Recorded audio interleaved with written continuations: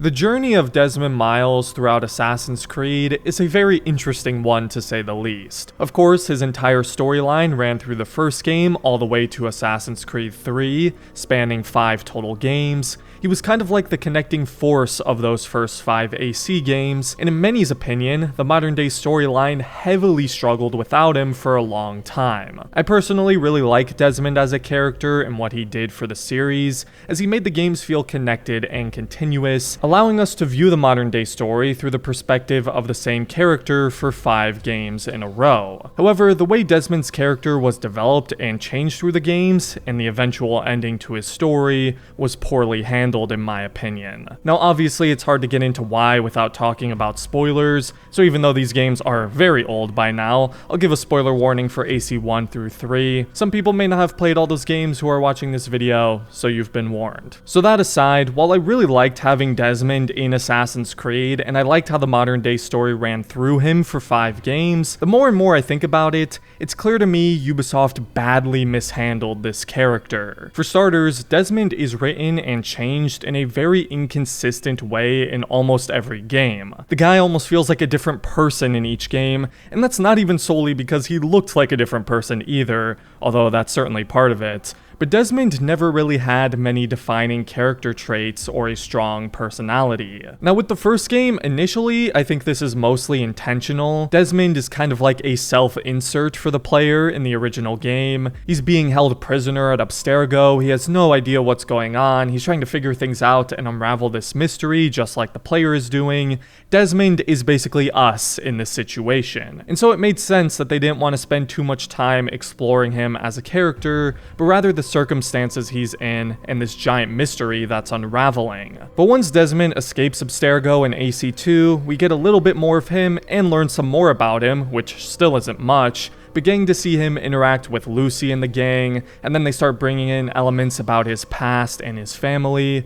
like of course his father, William Miles, who practically raised him to be an assassin. That started to flesh him out as a character a little bit more, but they still never explored those themes too deeply in the modern day storyline. And with how the character is written, he doesn't have a whole lot of emotional range either. So even when you have a legendary voice actor in Nolan North voicing the character, there's not too many opportunities with Desmond to display the amount of range and depth he can bring to a character, like we've seen him do with Nathan Drake, for example. I mean, Nolan himself even said he felt the character got too whiny in the last couple games he appeared in. And for a character who appears in 5 games, we actually learn very little about Desmond in the main story. We do get those Desmond's journey missions and revelations, which are like the first-person platforming sections, where you get to learn some more about his backstory. They set up some interesting dynamics for Desmond, like his relationships with the members of the Assassins. For example, he and Sean's antagonistic friendship, the sort of romantic banter with Lucy. In AC3, we get to see the friction between him and his dad, but none of these dynamics really ever get the screen time to become properly fleshed out, and they don't get much payoff either. Sean and Desmond don't really have this moment where they acknowledge each other as friends. Sean has this moment in Syndicate after Desmond's death, which is a great moment, but why couldn't we get some sort of emotion like that when Desmond was about to die? I'll get more into Desmond's death itself in a bit, but Sean is literally standing there like an NPC with no reaction as Desmond announces he's going to sacrifice himself to save the world. Then with Lucy, it felt like they were building some kind of romance there between her and Desmond, which felt especially obvious through their banter in Brotherhood, but that obviously goes nowhere either as Desmond kills her at the end of the game, which I feel like could not have been the original plan. And there's also no real payoff between Desmond and William either. I mean, we all know William is not a great father to Desmond, but he doesn't make much of an effort to talk him out of sacrificing himself. Like, all these dynamics and relationships that Desmond formed have barely any development or satisfying payoff whatsoever. And I think a lot of that is clearly because they just didn't have a long-term plan for Desmond. Patrice Désilets did, the creator of the series who left during the development of Brotherhood, and as we've heard from Nolan North, who of course voiced Desmond, Patrice had this big plan for Desmond throughout 6 games that would have this big payoff where he gains the skills of every assassin through the games and becomes this insanely skilled assassin leading the charge against Abstergo and the modern day Templars. And it's almost like once he left, they didn't know what to do with Desmond from there, and they kind of just winged it. At least that's what it feels like to me. Which is very tragic, because I think Desmond had so much potential as a character that they didn't even come close to scratching the surface of. Which of course brings me to his ultimate demise at the end of Assassin's Creed 3. Desmond's death at the end of this game was one of the most controversial story decisions of the earliest AC games. And for a long time, I wasn't really sure how I felt about it. I did like the boldness of not being afraid to kill off a main character like Desmond, and I think him sacrificing himself to quite literally save the world is a great ending for his character, but I think when and how they did it was completely off. I don't think he should have died in Assassin's Creed 3. I think that storyline was getting so interesting and could have continued into the next game had they wanted it to. It almost feels like this long, overarching modern-day story that had been building for 5 games at this point abruptly ends just as it reaches its climax. Imagine you're reading a book, and right as you get to the most interesting part, you're like, oh man, this is where stuff is really gonna start going down, and then it just ends. That's kind of how the modern-day ending to AC3 feels like. And I actually love AC3's modern day as a whole. The missions are a lot of fun. Finally getting to do assassin missions with Desmond was awesome.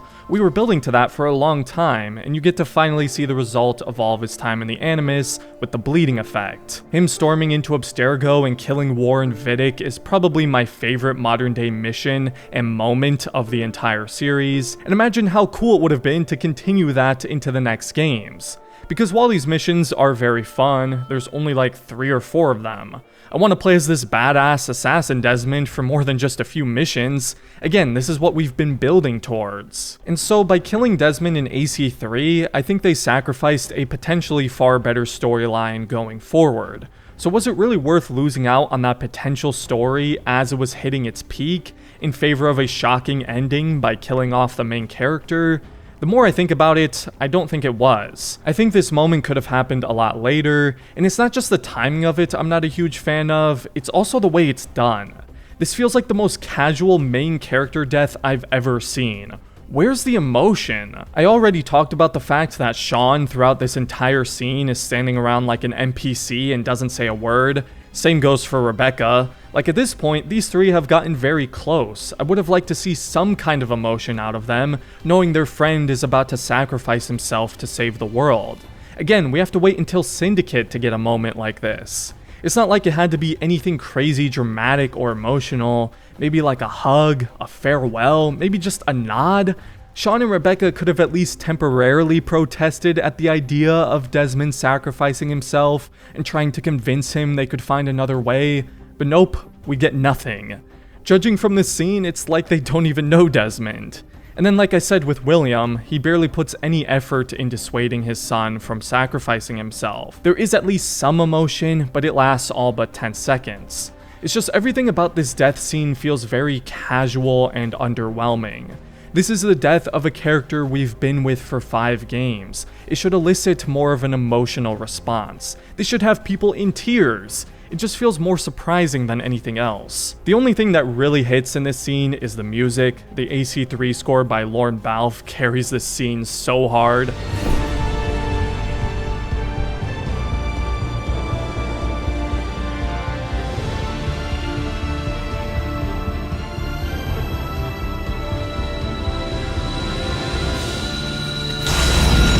Also, I don't know if this was intentional or not, but Juno tells Desmond he won't feel any pain as he dies, and then he quite literally gets electrocuted and burned to a crisp. Did Juno lie on purpose to persuade him into doing it, or what? That just seems unnecessarily cruel. But just like that, the character whom we had followed through 5 games over the course of 5 years is just gone, with not much fanfare or emotion.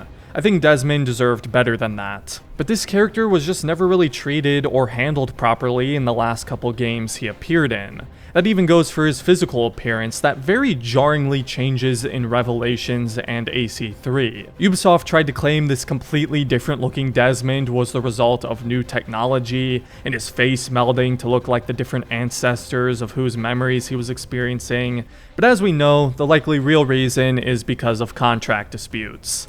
As the games got more popular, the model for which Ubisoft used for Desmond's face probably wanted more money since they had leverage as the games had become more popular, and rather than obliging that, Ubisoft decided to save money and just change his face, and then they did it again in AC3.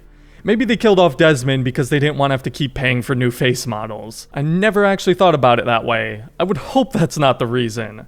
But I just think that goes to show as a great example of how badly they mishandled Desmond, to the point where they literally made him look like an entirely different person, and I guess figured people wouldn't mind much? It's just so weird, and even though it's not a massive deal, I wish they would have kept the original look for some continuity. But despite the tragic mishandling of Desmond Miles, Ubisoft still has a chance at some redemption for this character, as obviously we saw him appear as the reader in AC Valhalla, with the potential to maybe resurrect Desmond in the near future. Normally, I kind of hate the resurrection trope in stories. It makes character deaths feel cheap and takes the weight out of them, knowing they could just be resurrected. But in Desmond's case, I'd actually be in favor of it because A, I wasn't satisfied with his ending, and B, I think bringing him back at this point would actually improve and bring much more intrigue to the modern day story. Who knows how or if they'll do it, but I'd like to see it happen and see Desmond get his due recompense. That's me though. How do you guys feel about Desmond Miles and how the character was handled in the last few games, particularly his ending, and do you hope to see him return someday soon? On a quick side note here, this is my first video back from my break. Thank you all for being patient and understanding with that. If you didn't watch my last video, you probably didn't even know I was taking a break, but I'm back now and feeling refreshed, so thank you for your support. I also had to get a new profile picture for the channel. New look for a new era. I really like it. But yeah, thank you for your patience and for watching this video. If you enjoyed it, I'd appreciate it if you left a like and considered subscribing to the channel if you're new. Thank you to my incredible members as always. And other than that, thanks for watching, and I hope you all have a phenomenal rest of your day.